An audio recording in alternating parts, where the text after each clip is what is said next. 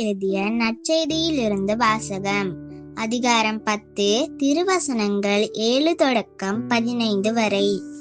அக்காலத்தில் ஜேசு தம் சீடரை நோக்கி கூறியது: நீங்கள் சென்று விண்ணரசு நெருங்கி வந்துவிட்டது என பறைசாற்றுங்கள்.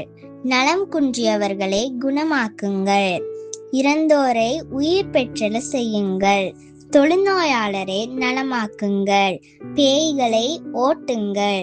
கொடையாக பெற்றீர்கள், கொடையாகவே வழங்குங்கள். பொன், வெள்ளி, செப்பு காசு எதையும் உங்கள் இடைக்கச்சைகளில் வைத்துக்கொள்ள வேண்டாம். பயணத்திற்காக பையோ, 2 அங்கிகளோ, மிதியடிகளோ, கைத்தடியோ எடுத்துக்கொண்டு போக வேண்டாம். ஏனெனில் வேலையாள் தம் உணவுக்கு உரிமை உடையவரே. நீங்கள் எந்த நகருக்கோ ஊருக்கோ சென்றாலும் அங்கே உங்களை ஏற்க தகுதியுடையவர் யாரென கேட்டறியுங்கள்.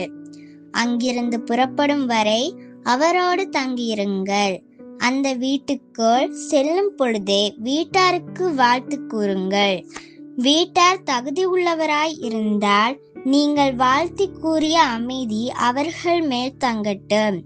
அவர்கள் தகுதியற்றவர்களாய் இருந்தால் அது உங்களிடமே திரும்பி வரட்டும்.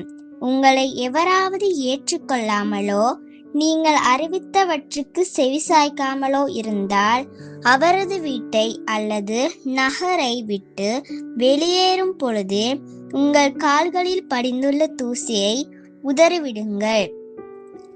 தீர்ப்பு நாளில் சோதோம் கொமோரா பகுதிகளுக்கு கிடைக்கும் தண்டனையை விட அந்நகருக்கு கிடைக்கும் தண்டனை கடினமாகவே இருக்கும் என நான் உறுதியாக உங்களுக்கு சொல்கிறேன். இது ஆண்டவர் வழங்கும் அருள்வாக்கு. கிறிஸ்துவே உமக்கு புகழ்.